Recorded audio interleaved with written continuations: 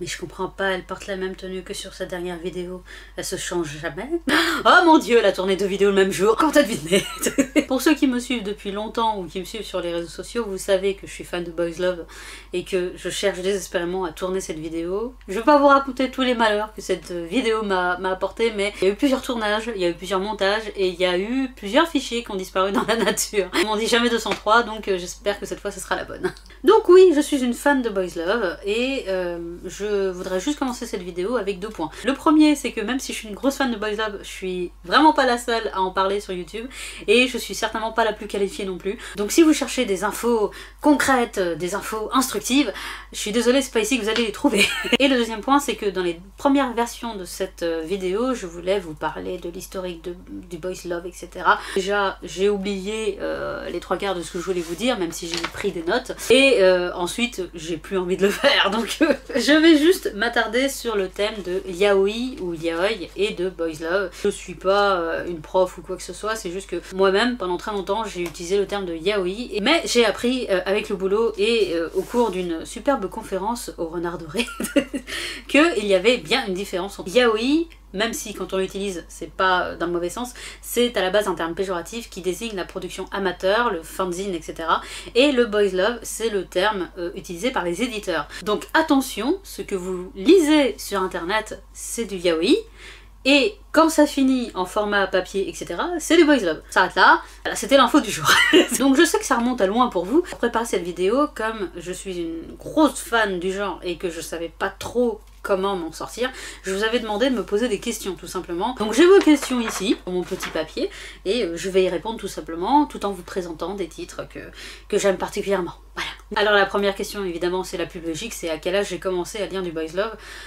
Alors honnêtement, je ne sais plus, parce que je me fais vieille, mais surtout je me souviens pas d'une date en particulier ou d'une lecture, waouh, d'un coup, le Boys Love est descendu du ciel pour tomber dans mes mains, vous voyez. Me concernant, je suis effectivement tombée dans le Boys Love petit à petit, au fil des années, déjà grâce à des chansons, comme Ziggy, merci maman, mais aussi avec des personnages, je pense notamment des personnages de films, des personnages de livres. Je pense honnêtement que c'est via Harry Potter que je suis tombée dans le Boys Love, puisque les fanfics sont arrivés dans ma vie. On va pas se le cacher, mesdemoiselles, nous sommes une grosse majorité à mettre certains personnages en couple. Je suis tombée petit à petit là-dessus, avec les fanfics sont arrivés, les fanarts. Au fil de mes pérégrinations sur Skyblog, je suis tombée sur du yaoi, puis après du Boys Love. Et après, effectivement, ayant des parents à l'époque pas du tout au fait de la culture japonaise, j'ai pu glisser, on allait à la Fnac ou dans les librairies des Boys Love dans le panier. Comme ça, wouhou, moi je passe comme ça, ah on dirait pas, hein, mais serpentarde. Les questions d'après, c'est ton avis sur Gravitation et quels ont été des premiers Boys Love. Je fais un mixte, puisque Gravitation a été l'un de mes premiers Boys Love. Ça fait un bail que je l'ai pas lu, mais j'en garde un très bon souvenir,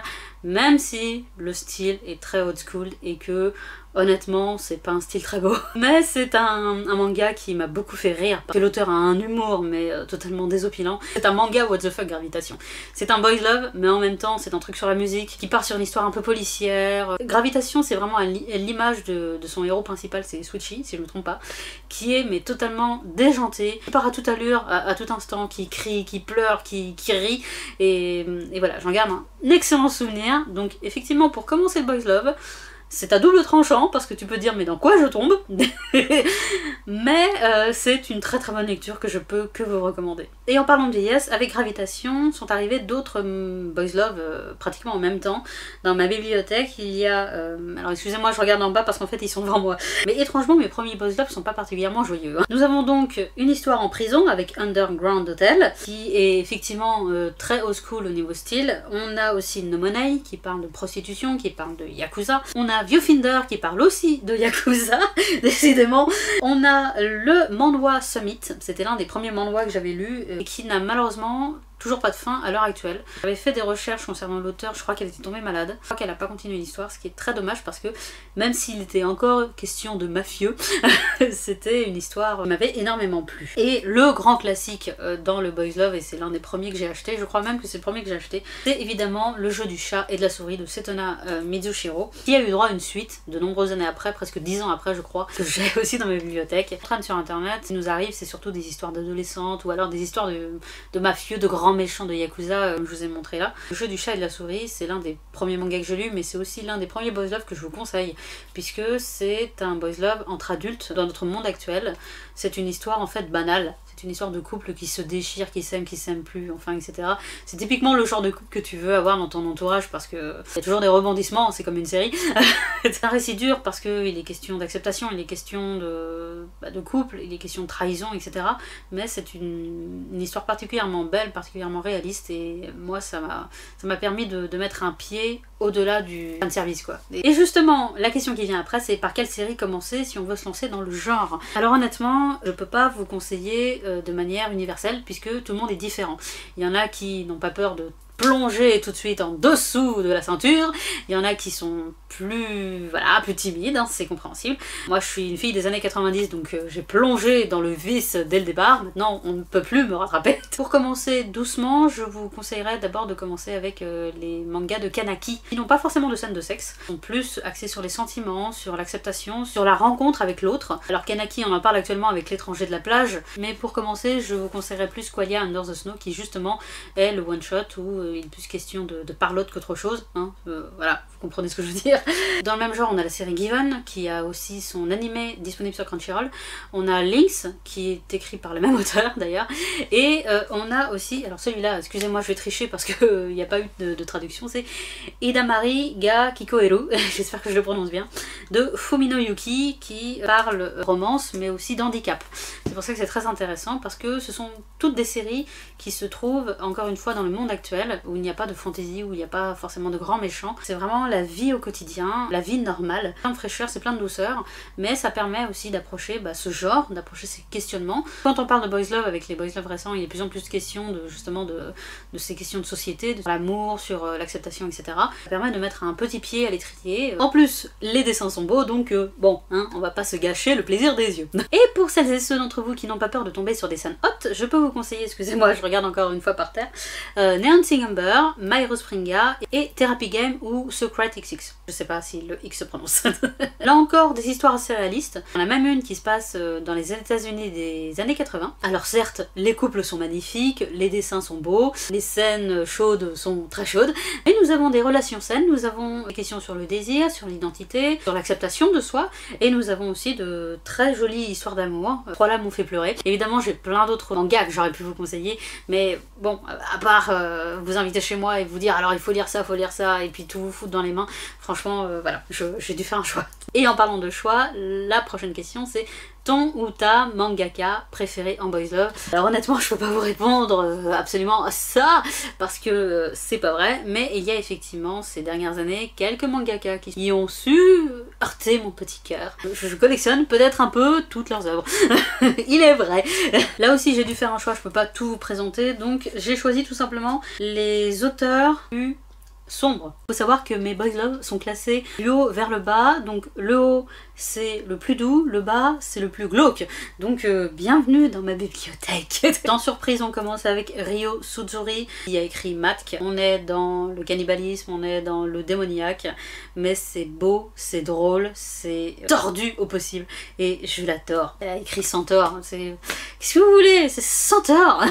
Ensuite on a Scarlett Berrico qui écrit aussi bien du super mignon que du super glauque. La série Jalousie par exemple, elle est géniale, mais alors quand on sait tout ce qu'il y a autour, on est dans l'univers du Yakuza, donc forcément c'est pas des rigolos. C'est toujours mi-figue mi-raisin avec elle, et j'adore, et son style est génial, et j'adore observer ses dessins sur Twitter. Il y a aussi Ranmaru Zaria que j'aime tout particulièrement, j'ai découverte il y a vraiment 2-3 ans. Elle a un style très réaliste, mais qui n'est pas trop réaliste pour moi, donc c'est un juste milieu que j'apprécie beaucoup, et c'est des histoires très sensuelles, des histoires très tristes souvent, mais j'apprécie particulièrement. L'auteur elle s'interdit pas de toucher à tous les genres, et vraiment j'adore ce qu'elle fait. Et en parlant de réaliste, il y a Guilty Pleasure, je vous le montre parce qu'il est super beau.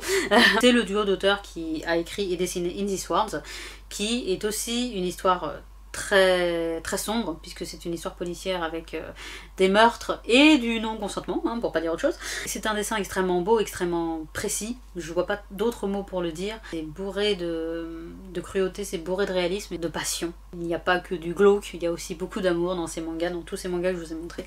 Et voilà, j'adore. Et avant de passer à la question suivante, il y en a une que je dois absolument vous présenter.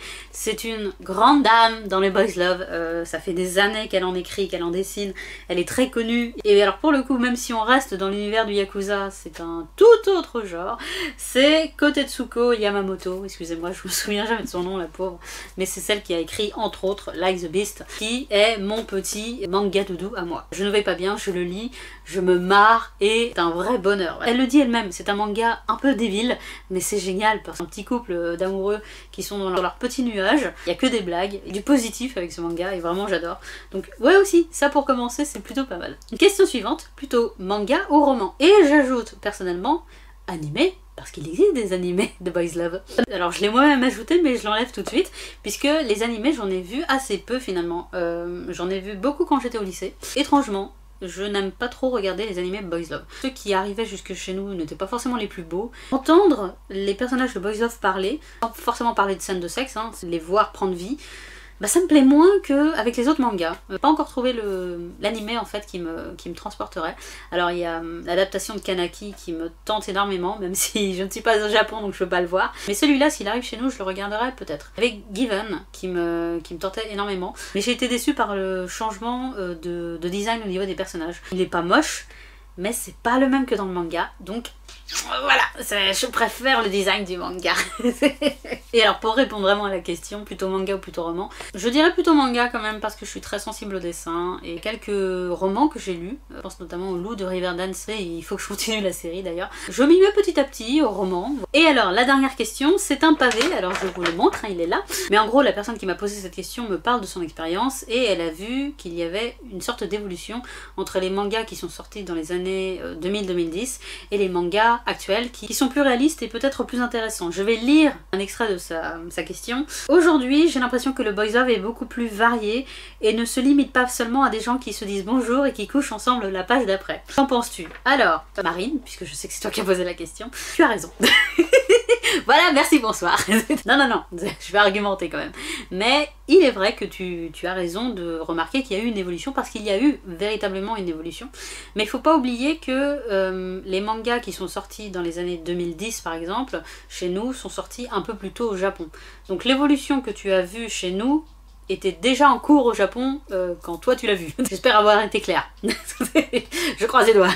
Donc là je suis quand même obligée de revenir un peu historiquement sur le boys love, mais le boys love est né en réponse au shoujo qu'on imposait aux mangaka à l'époque. C'est pour ça que les premiers boys love qui sont arrivés jusque chez nous, il y avait beaucoup de scènes de sexe, parce que dans les shoujo il fallait tout mignon, tout lisse. On tournait autour de la question, on ne le montrait pas. Ça frustrait les auteurs, donc elles se sont lancées dans le boys love pour dire je te la fais à l'envers. C'est pour ça qu'effectivement les premiers boys love, comme tu le dis, on se disait bonjour et hop là on sautait dans le lit, la page suivante, parce que c'était plus une émancipation, un défouloir pour les auteurs qu'autre chose.